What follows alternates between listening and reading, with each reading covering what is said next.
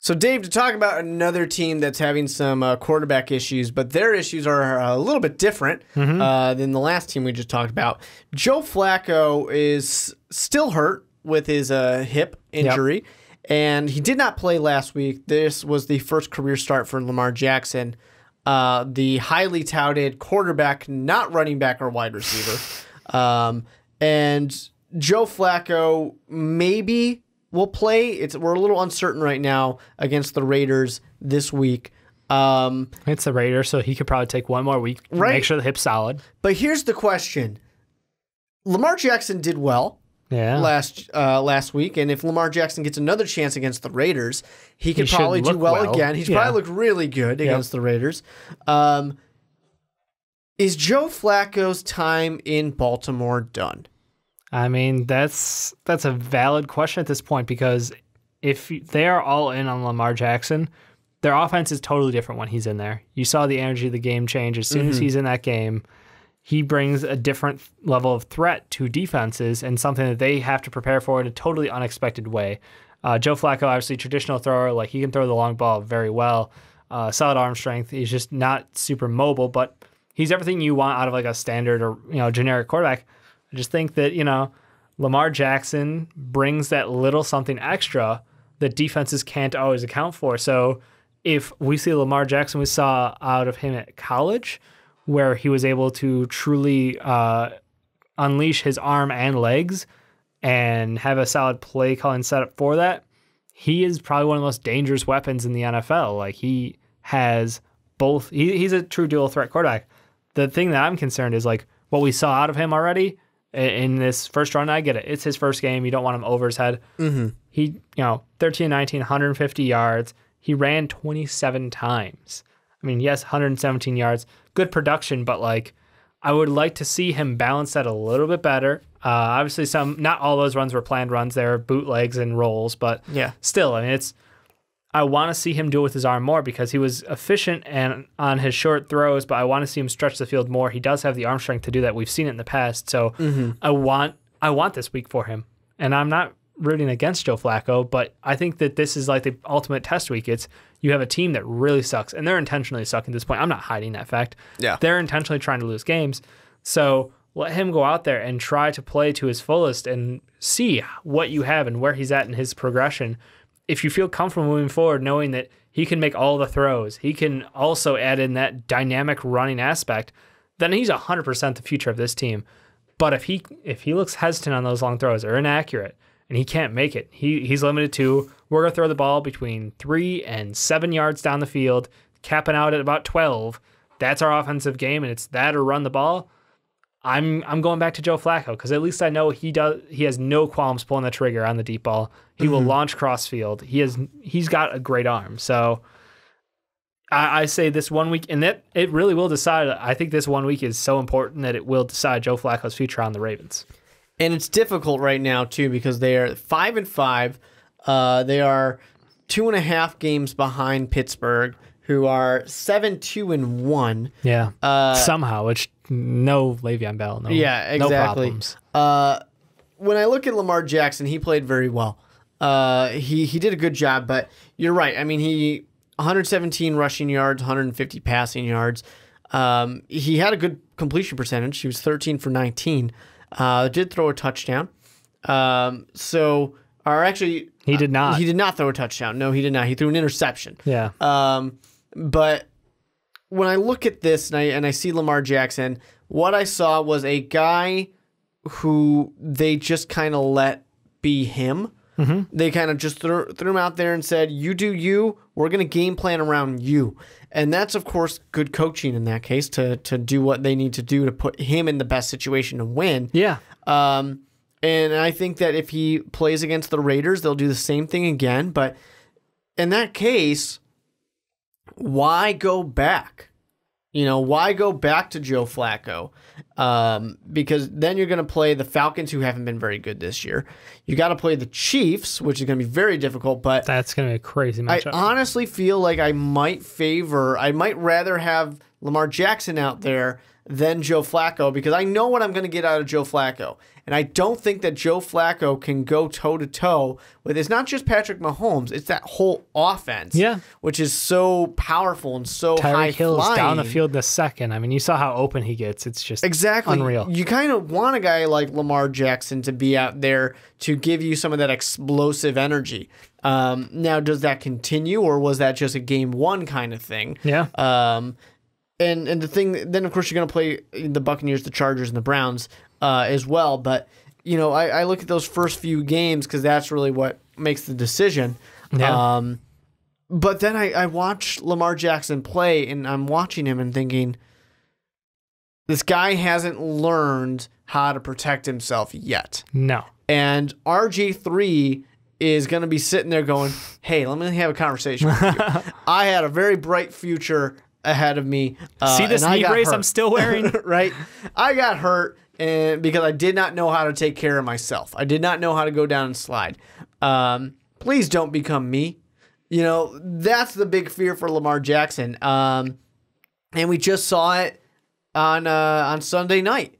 Another mobile quarterback, Mitchell Trubisky, gets hurts his shoulder. Now, it's a minor injury, but he was running around a lot, and he takes ugly slides all the time. He just rolls onto the ground and hopes for the best. I swear he throws his body down. He doesn't actually understand what motion a slide needs to be made in. Exactly. You can become Cam Newton, another quarterback that had some trouble this past Cam's week. not built like anybody else in the NFL at quarterback, so that's a little bit different. Well, and he wears practically a Kevlar vest out there because he needs to protect himself because he takes so many hits. He took a really bad sack, actually, this past week. Kept him down for a long time. Yeah. I had to declare in our fantasy league that I don't own him because in that league I have a troubled history with injuries and players. Exactly. I just toss it out there. When Dave drafts a player, we by law, have to write a letter to the player to inform him and his family of the danger ahead of them. It's a legal obligation. Exactly. Several years of this. Make sure that all of their insurance is in line, are in state. Yep. So are in line. So, anyways, with this, there's that part of it.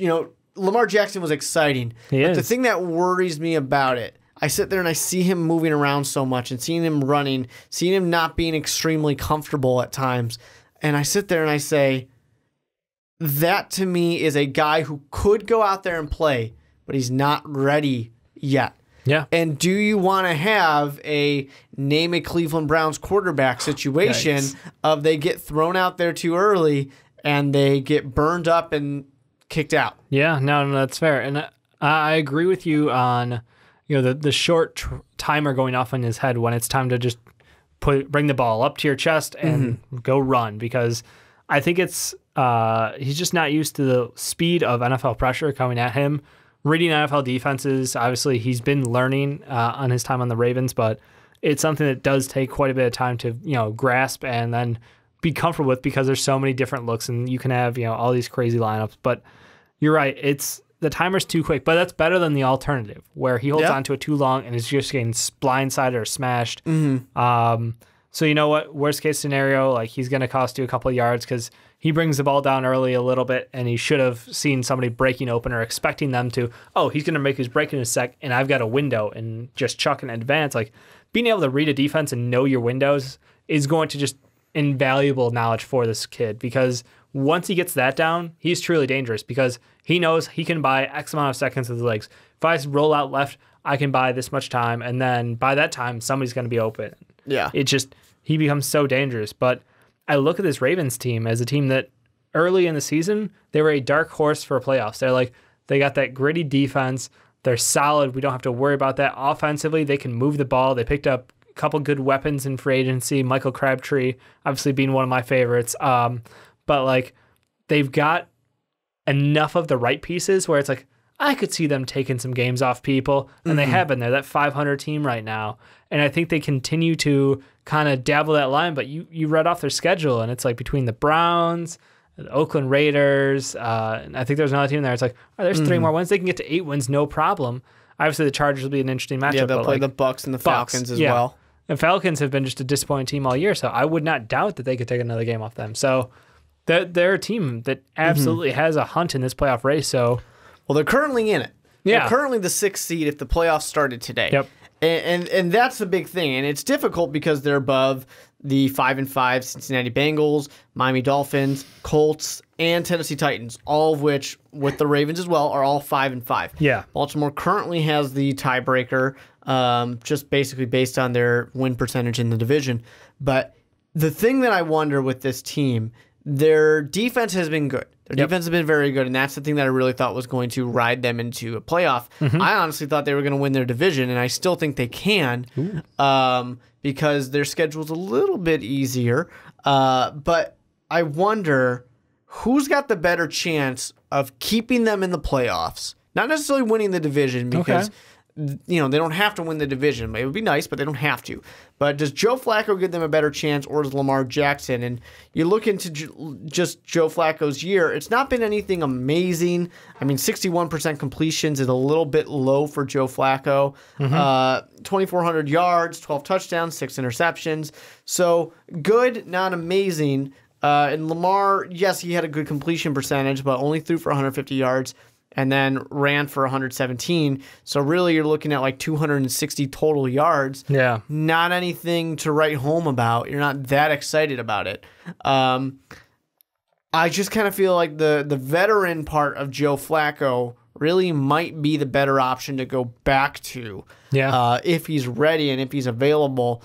Just because, yes, Lamar Jackson did a good job, but just doesn't seem ready yet. So I think for the playoffs, I think you just have a better shot with Joe Flacco right now because you're probably going to get some rookie mistakes out of Lamar Jackson. Do you think that one of these quarterbacks is going to give them a better chance to get into the playoffs? I agree with you. I think Flacco is the known commodity. He has the better arm, and he's been there and done that. Like we always joke around about Joe Flacco, the elite quarterback, the self-proclaimed elite, and then he went out and he did it. He got his ring, he got his contract, he got paid, and he deserved it. But, since then his play has been up and down. It's been hit or miss. This season, though, it's not terrible. And that's the thing I like to say is, like, he actually has the ability to win you games. They've got enough offensive weapons around him, and I would go with him. The thing is, I think next week is a total toss-up because hip injuries are kind of funky. Like, as a quarterback, if you have, depending on the depth of the injury, like, that's the thing that I don't know 100% because I'm not a doctor, but, like, depending on how well he's feeling, it might be better to let him just sit it out and let Lamar play one more game, see against how the Raiders, is, and that's fine because that's a probable win. Like that would be an upset if he loses that game. Then you know your answer. If he wins that game, doesn't mean he's the quarterback going forward. It just means that you are comfortable with him taking over game time if need be. But Joe Flacco, I don't think he has lost it yet. I think Joe Flacco is still the better quarterback. He's got playoff experience. He has a better arm right now. I'm rolling with Joe Flacco. And to be fair, right now, it's an 87% chance that the Baltimore Ravens win against the Oakland Raiders. Yeah. So they're looking pretty good to win this game, and I don't think that necessarily matters whether it's Joe Flacco or Lamar Jackson. So we'll see. So I definitely think that there's really no harm in letting Lamar Jackson play this game. Sit Joe Flacco, make sure he's healthy. Yep. Tell him everything you need to make him not worry about his job. But of course, he's going to be sitting there thinking, this kid's coming for my job. Oh, he has I know he is. And that can be an issue, and that can be kind of concerning for him. But when it comes to this, I like what I see out of Lamar Jackson. I just don't want to see more of it just yet because I just don't think he's ready.